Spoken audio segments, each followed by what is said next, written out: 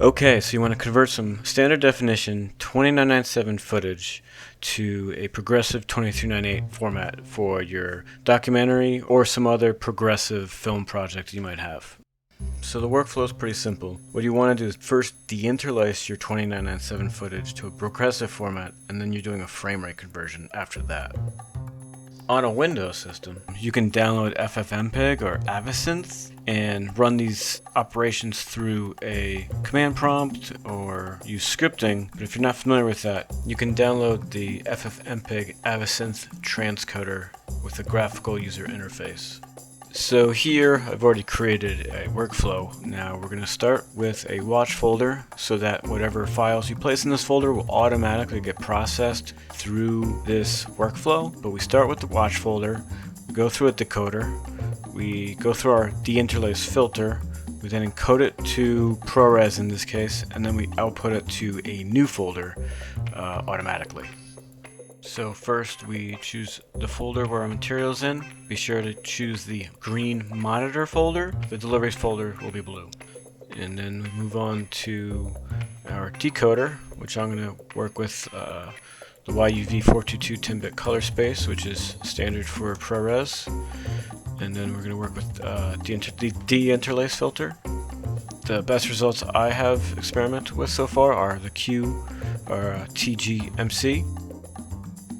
The 2 times FPS will give you a 5994 output, whereas the other options will give you a 2997 output, but I found that the 5994 output will give you a sharper, better aliased image. And then we stick to our SQ standard definition quality, keeping all the same original settings from our material. And then we have to set our final output folder. And then we save the workflow and we start the process. And then we can now monitor the progress, and once it's finished it should be in the final output folder that we set.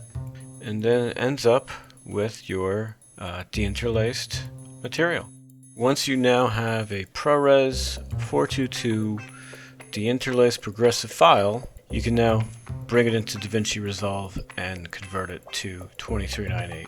So first off, you want to set your project. In this case, we're working with standard definition DV footage, so we're going to set it to 720 by 480 DV. But the catch is we're going to change the frame rate to 23.976 for the conversion. Now if this file came from a tape, you'd be using the standard 720 by 486 NTSC format. Okay, now you want to import your footage. Make sure to change the pixel aspect ratio to match the project, which is NTSC DV. And then all you need to do is bring the clip into a timeline. So DaVinci Resolve will automatically convert the footage for you, but it will use the nearest frame to convert it. It's merely throwing out frames. You want to use the optical flow retiming process and set it to the highest quality. Now you have a 2398 progressive clip. All you got to do is render it out, and that's pretty much it. You might want to check it and see if there's any motion compensation optical flow artifacts.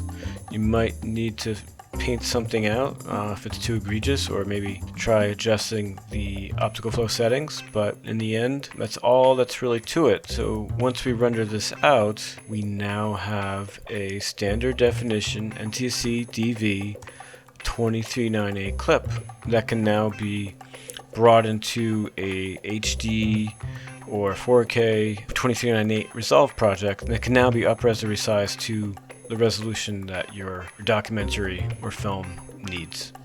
Now there is a frame rate conversion that you can do inside of the FFmpeg Avasynth transcoder, but what I find is that the FFmpeg Avasynth to DaVinci Resolve workflow gives you the sharpest image.